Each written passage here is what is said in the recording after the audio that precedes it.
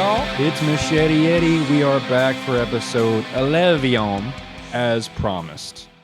Continuing the Vital Remains legacy. Legacy? It's not. Legacy. I guess that's the word I'm searching for. The big, long, epic Vital Remains story that ended so tragically. So yes, to catch you up, real quick, same as the last episode, but in case you haven't been following, I'm jamming with this band Incinerate from Minnesota. We do some cool shit, and we play with Vital Remains at Central Illinois Metal Fest. I see that they need a drummer. So it's in my head already. I think they may have even sent me a message at a certain point. Can't remember exactly how it went down. I think it was like after the tour. I think I was just sending out my drum videos to everybody, and he reached out. And then I go home, and there's all this bullshit going on, and then he reached out again. And this is like, I don't have my drums. It's like I'm going through all this bullshit. Check out the last episode and the one before. But anyway, I end up moving to Rhode Island. I just leave everything behind because they have a drum set. It's my favorite band. And then we do this cool Mexico run. It's insane. And yeah. So that's kind of the gist of like the previous episodes. But couple things. First of all, I have a fucking bone to pick, dude, with you. More than likely, if you're getting nervous that I'm talking to you right now, then the odds are I am talking to you because there's a big fucking problem. People are watching my content, but they're not subscribing to my fucking channel. Okay?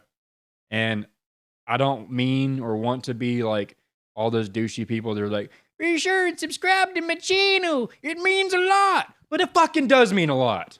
Okay? And I don't want to fucking remind you every goddamn video that I need you to subscribe and I need you to fucking share it. Okay? Because if I keep on doing it, people are just like, I'm sick of Eddie sharing his own shit all the time. So fucking help me! I'm tired of fucking telling you all the goddamn time. And it's the last goddamn time. Because I'll blow your fucking head off with this old school pirate gun, motherfucker. I just packed it full of goddamn gunpowder and rocks, and I'll blast your fucking face off. So hit that motherfucking bell so you can see all my goddamn videos popping up, goddammit.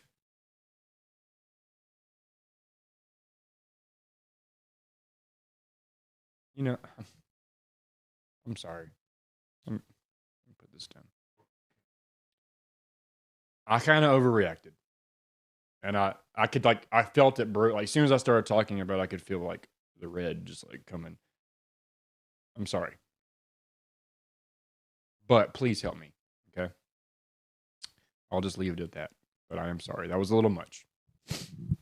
Okay, so back to Vital. If you watched the last episode, I discussed touring with this band Pinhead. And then the next tour was Planetary Depravity Tour with The Faceless and Dying Fetus and Beneath the Massacre and In Full Darkness and Suffocate. It was fucking sick. But I had it wrong because I knew something was wrong. I was super confused as I'm like, man, the timeline just didn't fucking make sense. So this is where I fucked up. The Planetary Depravity Tour was before the Pinhead Tour. So the Pinhead Tour was in like April or something, I'm pretty sure. This tour, because I remember looking it up, it was in like November. So this is what happened. I show up in the beginning of October in Rhode Island. Like, not even the beginning, because I think we had like 2 weeks to learn like 9 songs, basically, before the Mexico stuff. So within that 2 weeks, while we're really... I think we had like, I'm pretty sure this is right, 4 days before we left, where we were actually playing the set, where I wasn't learning a new song. So that's when I think we were eating at Texas Roadhouse, and he mentioned the Faceless thing. I think it was somewhat of a last minute. We were the opening spot. Were we opening? Doesn't matter. But basically, the spot that we had was like, hey, there's a spot, this Faceless tour. kind of last minute. I don't think we're gonna do it. And then that's when I was like, yo, we got to do it. So that was October. We do the Mexico stuff and the Good Horde New York thing. That's all late October, and then I guess we had like 2 or 3 weeks off, a couple weeks, and then we went because that was like November 30th all through December, I'm pretty sure. So okay, so that's what happened. It wasn't that. Yeah, I had it reversed. I thought it was like Pinhead, and then that one, and then there was like all this time. So, but no, I flew in, learned the set, and like within 2 weeks, went to Mexico, and then 2 weeks later, we did this month-long tour with the Faceless and Dying Fetus and Beneath the Massacre. So that's, and then that was like, that's what it was. Okay, so after Mexico, I had it all fucked up. We did do a headlining tour from that point on. So we did like a month of kind of like whatever shows. They were good, 100 and up, 100 to 300. So that's what it was. Mexico was sick. We did our own headlining tours, kind of weak, all the way to Seattle. And then that's where I picked up in the last episode, where it was like Suffocation, Dying Fetus. We're playing at Studio 7 in Seattle, which is a sick venue. It's like this big fest, and everything's great. So it was like, Mexico's great, and then it's kind of, things are getting stressy, and I'm broke, and our shows aren't doing amazing. And then now we're on a big tour, and it's like, okay, my heroes are walking around, and it's fucking sick. So one thing about that is John Haidt wasn't on that tour. He joined after the Pinhead thing, so that'll be the Pestilence tour. So that's the story that I'm about to tell. But Taylor Fishman, he's from Florida. He's played with Monstrosity. I don't know what he's done since then, but this kid was insane. Just a complete prodigy, because he was like 19 at the time. I don't think he was even 21. So whenever Vital Remains came back onto the scene, I'm going to say at like 2008, 7 or 8. They had Keish on drums, and he was like this young 19-year-old kid who's sick. Such a great drummer. And then it wasn't Taylor at first. It was this other dude. I can't think of his name. He was badass too. We played with them, and I did a session thing with Expletive, and we played with Vital here in Shreveport, so that guy was on guitar, and then he left because that was Keisha's homie, and then that's when Taylor joined.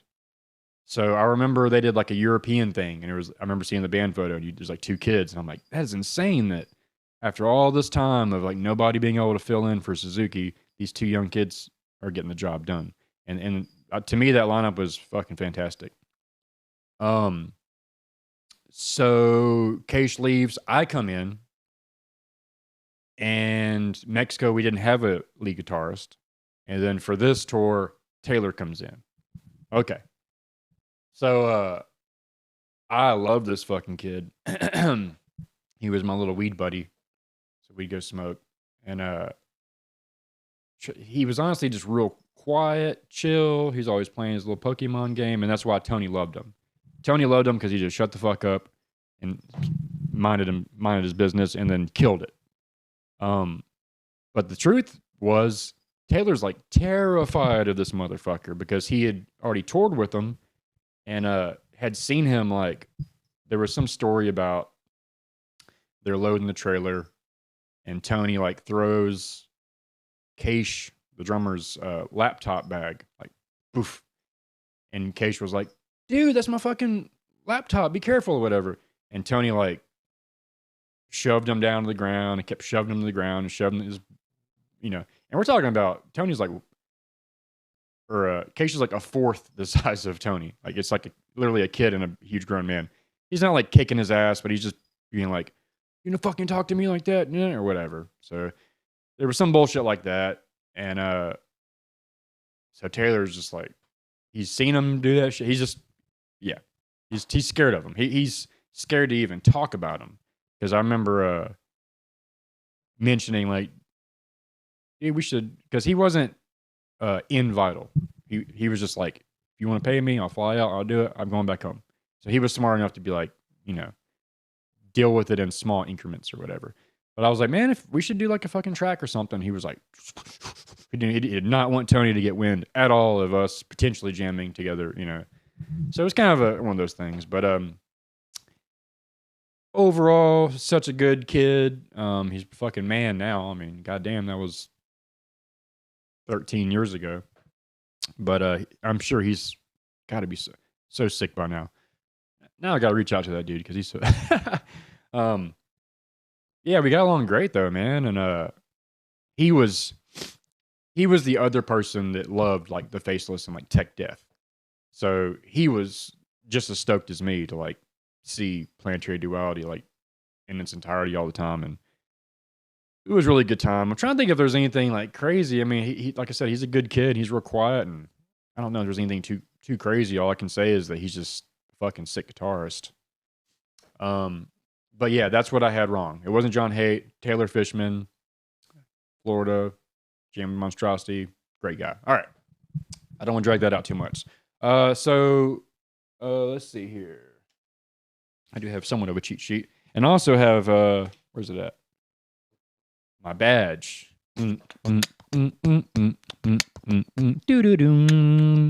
So it'll be easier for me to keep track of like the shows and whatnot, even though that print's really small. So yeah, toward the Faceless. All right, so I'm gonna go ahead and jump into that. All right, Planetary Duality. Now I think we had time off. Maybe there was another headlining tour. So because we're in December, I could have went home, but the next one from that point I can see is the Pinhead tour that I talked about. So like I had those flopped around or whatever.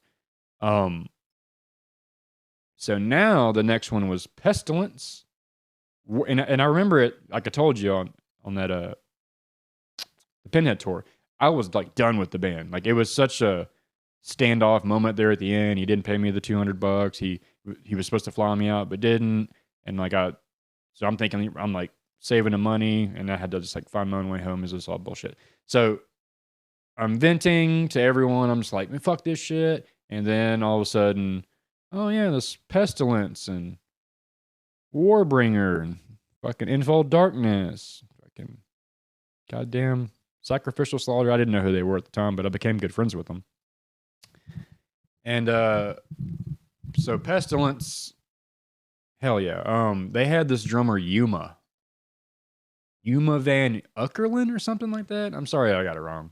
Yuma is his first name, and he was the drummer for the band Brutus. And he was a pretty young cat too, but very good, like really good drummer. And somewhere on this run, because he was just like really good at Meshuggah beats and all that kind of stuff. So Tim Young has one of his tracks on Hate Eternal's "Conquering the Throne." In a nutshell, he's cruising double bass.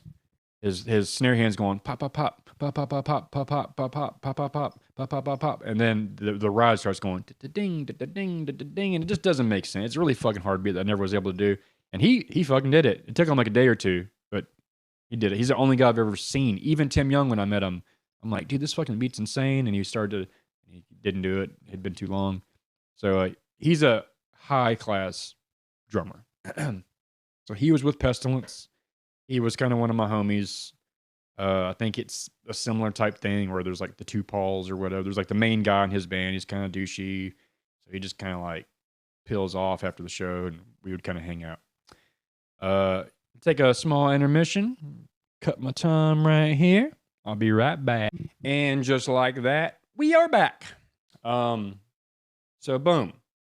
Pinhead in April, I'm pretty sure. So this is May. Exactly right. All right. So I guess we had like a month off from that Pinhead tour, and now we start this Pestilence tour.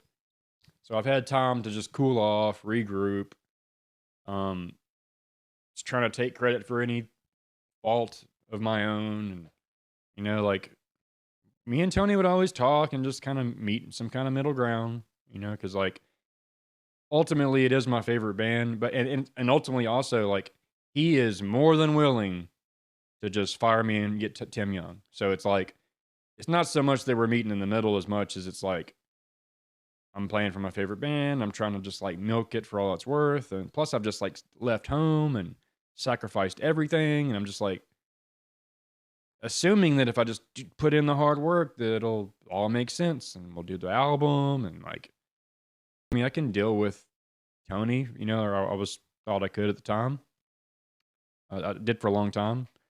At this point, it's just kind of like fuck it, you know. Like I think if he was just making shitloads of money, he would have paid us no problem. He was just he had expenses too, and he was just stressed, so he took it out on us a little bit. But like I said, I'm not even trying to say like I hate the guy. We haven't talked since I've left, unfortunately. I thought we would eventually kind of like squash it, but I do respect him. You know, I don't like not understand why I was mad any of those times, or you know, I just kind of understand both points of view. It is what it is. So I'm just telling the story as I know it. Um, so here we are, Pestilence tour. But I do remember this one in particular. Mike DeLeon from Disfigured at the time, but Flesh Hoarder now. He's also touring with Phil Anselmo and the Illegals. He's the guitarist for Soulfly. I've known this dude for fucking ever. He's the one that actually told me that we were doing this tour, not Tony. And then I remember with the Summer Slaughter tour, like Scott told me, and then it slipped in front of Tony, and he got super pissed. So like I said in the last episode, I wouldn't even know I was doing this shit until it was like a month out or something. Okay, so Pestilence, Warbringer, Vital Remains, Infold Darkness, Sacrificial Slaughter. I got tight with Infold Darkness guys for sure. Matt Brown's a homie of mine still to this day. Warbringer, the drummer Nick, actually died. He like drowned in his pool, and I didn't even know this happened until I don't know if it was on the podcast, the Cali Death podcast, but I don't know. But those guys somehow I just remember those guys. I heard it through them. But yeah, like they found him drowned in his pool. I don't know. It's really sad because that dude was cool as fuck, man. So anyway, rewinding. So we start this tour. Let's see here. So the first show, it was in another thing that I got wrong too. I was talking about the breakdown in the last episode being San Diego. That was this breakdown. So we did break down, but I don't remember the details of it. And also the Sick Drummer video, like I didn't remember playing the DNA Lounge on that tour, but the Sick Drummer video at the DNA, that was on this tour. So I kind of mixed up some of the stuff on that last episode. Okay, so Maryland Death Fest, I believe that was just Pestilence and not us. This is really hard to read. We start off in Chattanooga, Tennessee with my boys in Coat Hanger Abortion. Rest in peace, Jay, who just passed. Yeah, I guess I'll say a quick thing with him, man. So I remember playing with Coat Hanger Abortion in Nashville, and this had to be like 2005 or 4. And Jay was so nice. He was like so cool. Because I mean, I'm like a kid. I'm a teenager at the time. And we had talked a lot on MySpace at that time, and yeah, like I don't know, he was in the band for a good long time. He stayed at my house. I think he stayed at a couple different of my houses as they would pass through Shreveport when I'd book him and stuff. But sad news to see that he passed. But anywho, I'm pretty certain, yeah, he played this show.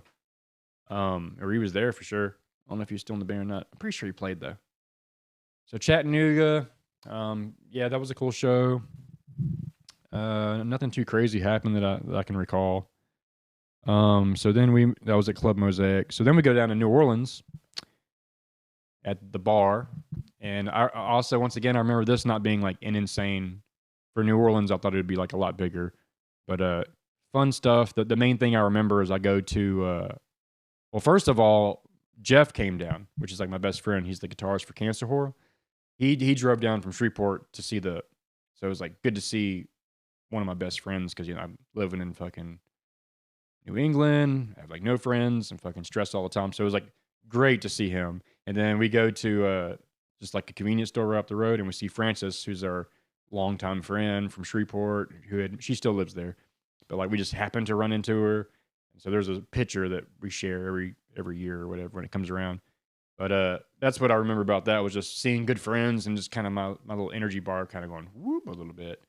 Um, Hell yeah. So then we go to Austin, Texas, and we're playing emos. So one thing I remember about this, pretty sure, like I could be mixing stuff up, but so I do remember. Was this a different show? Because there were a couple of different ones. Because Goat Whore played one of the times.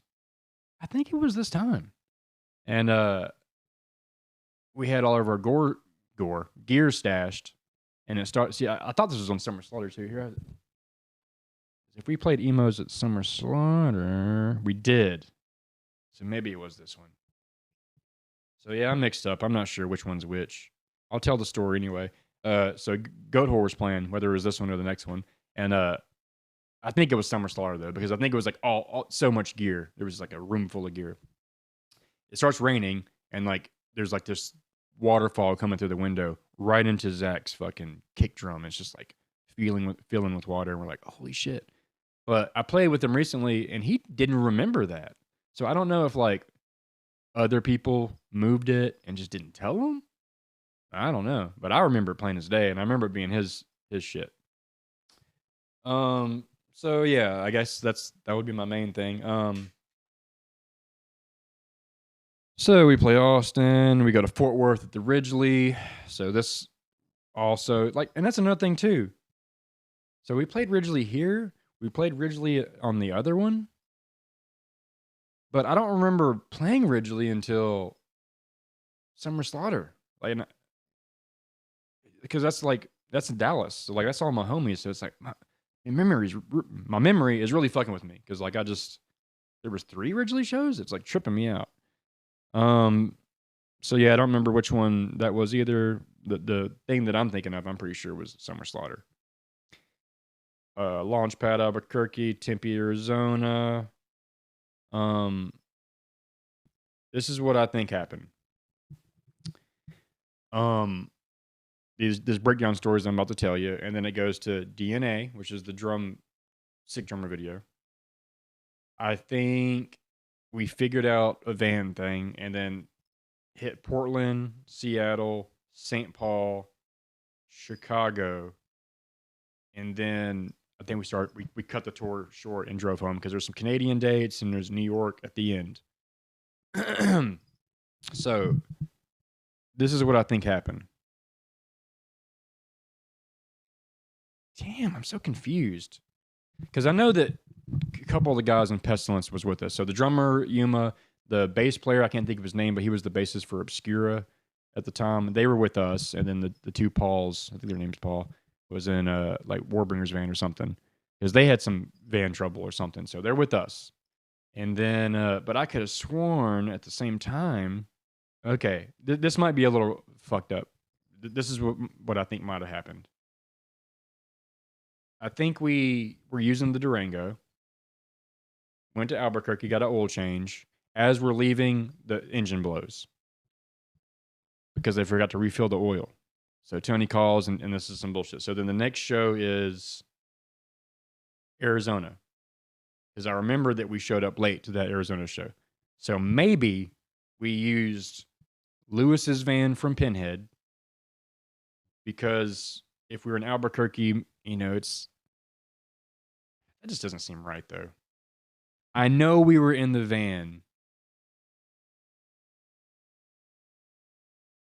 whenever in San Diego. Okay, I don't really know what the fuck. This shit's so confusing, and I'm sorry. So I'm just gonna kind of mix it together regardless. So I know we broke down after Albuquerque. We go to Tempe for the Club Red. So apparently there was some bullshit where security guards were beating up kids for pitting. Cops got called. People got arrested. It was like people got like beat up. It was like super violent, and they shut the show down. At the same time, we're being told if we can just make it, then we'll just headline because we've already missed our slot because we broke down. So the people we're talking to are saying, hey, if you can just get here at a certain point, we'll just have you play last. And we're like, okay, cool. So unbeknownst to us, I never used that word before, whatever I'm trying to say, all that shit goes down, cops get called. We show up and they're like, hey, you can't play. And Tony's like, fuck you, we are playing. So the tour managers, it's basically him saying, hey, you're not playing. Tony's saying, fuck you. So they're butting heads. And we end up playing. I remember having some kind of trigger troubles. Like I had to go like acoustic kick drum that night. So yeah, I just remember some drama there. And then we're playing Ramona, California, which is heading towards San Diego, basically. I remember we passed through, like, it looked like this fucking Sahara Desert. There's like a fucking part of the shit looks like the desert. It's crazy. We passed through that. And then we get to the shit where the San Diego, where like the cliffs are just like down. And so that's where we broke down for good. And let me think, make sure I'm on San Diego. So then we were in LA after that. God, this seems so weird to me. This doesn't seem right. So I think Warbringer came and like picked us up. So we just leave the van on the side of the road. We go, and now we're in LA. We're going to play this show. And I think this is where Tony was just going to bounce and just leave us all. But I think we stayed at Tim Young's house that night. And then someone figured out a way to like, so when you rent a van and like drive it across, they'll pay someone else to drive it back or whatever. So we just got lucky and had this van that we could just drive back. So we get the van, but I don't think we had that figured out. So then the next show is San Francisco, and that's why we were late to San Francisco show, because we were just going to have to drop off the tour, but we get the van thing, we show up like just in time. Matter of fact, I think we switched slots with like Warbringer or something and played a little bit later. So that's the Sick Drummer video that you'll see for Icons of Evil. All right, where'd we leave off? San Francisco, DNA Lounge, Sick Drummer video. So check that out. That was my first Sick Drummer video. Super proud of it. I threw that shit all over the fucking internet when that came out. So then the next one, we're in Portland. And the main memory I have of this is Portland's ghetto as shit, if you didn't know that. But I remember walking across the street, looking back. I see like a fat, kind of geeky metalhead looking dude walking towards me. And this big ass black, I guess, crackhead dude just fucking runs up behind him and blap, punches the shit out of him. And because it pissed me off. I remember I was going to go like sneak up behind him, do the same thing. I just had to keep coming. Because I remind you, I'm fucking a lunatic right now. I'm like been packing in lots of shit. I'm dealing with Tony shit. My grandma's dying. Family members on drugs. I was lost in Europe. All this fucking bullshit. I just kind of keep packing it in. And now I'm like a fucking time bomb. So like I'm seeing this. I'm actually looking for opportunities to like, I hate to say it out loud, but potentially like murder somebody or just really fucking bash their head in. Or if there was a situation where I could just fucking smash someone and move on, it was like I would have taken it. And I almost did. And I'll mention those. Not all of them. I can't mention all of them, but it was bad. Okay. So like I remember seeing that, and I'm like, don't do it. I can't be fucking getting arrested, broke, fucking Oregon or whatever. So something in my head, I'm like, I just need to fucking go back to the venue, do my job. All right. That's my main memory from Oregon. So then we go back to Seattle, Studio 7 again. Can't say I remember how that too much of what I did there. St. Paul, Studio 4 or Station 4. I think that place closed down, but that was connected to like Don Decker from Anal Blast used to live there. So I got to see like his little door where he used to live and shit. I had some homies, that's where Incinerate's from. And that's where I was whenever I first got whiff of Vital needing a drummer and me talking to Scott and stuff. There was a band called Gut Stump with a dude Andy from he's like this dude. Is he Scottish? think he's from Scotland. But yeah, great guys. So Gut Stomp, I knew all them. Hung out with them, jammed with them a little bit after that Incinerate tour before all this shit got started. But let's see here. Station 4. This shit was loud as fuck. I'm assuming we played Chicago. This might have been the last show because I'm having a memory now of Pestilence inviting me into their little whatever they had like a little rental RV thing, and giving me shit, or the main guy giving me shit about me playing the material. Like I'm always like half timing it, which is how the album is. And so he was like, "Why do you always go halftime?" He's kind of drunk, he's kind of fucking with me, and I'm kind of looking around like, that's just the way the album is. He's like, "Yeah, but you could add your own flavor to it, huh?" And I don't know, I just didn't like the vibe, and I was like, kind of looking around like, dude, who the fuck you think you're talking to? And I remember this is one dumb thing he did, because at that point I'm like, you know what, I don't know if I like this fucking dude. They were doing Crown and Cokes, or like Jack and Coke, and he grabbed a Tecate thinking it was a Coke, and he put whiskey in the beer and then drank it. And it was like, ugh.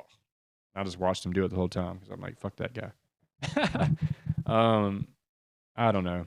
But yeah, that might have been the end of it. Maybe that's why it was so epic, because I hate goodbyes, and like I didn't know what was happening at that point. Like, kind of button heads with Tony, everybody's broke, things are going shitty, we're leaving the tour. He's kind of fucking with me. I'm like, I don't know.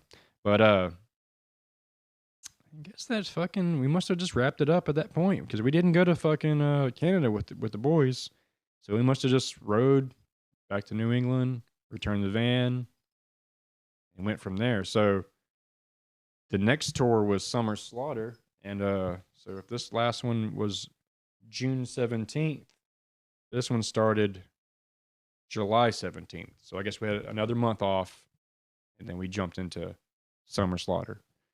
So I'm pretty sure I was living in Rhode Island, still just trying to look for work. Couldn't fucking find shit.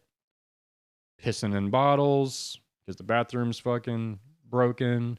John's living in my room now. So it's like me, Scott, John, this goth couple, and their kid that's on like 10 medications, all in like a single room apart. It's like one room, super small kitchen, super small bathroom, and then just like rooms kind of like around this one room.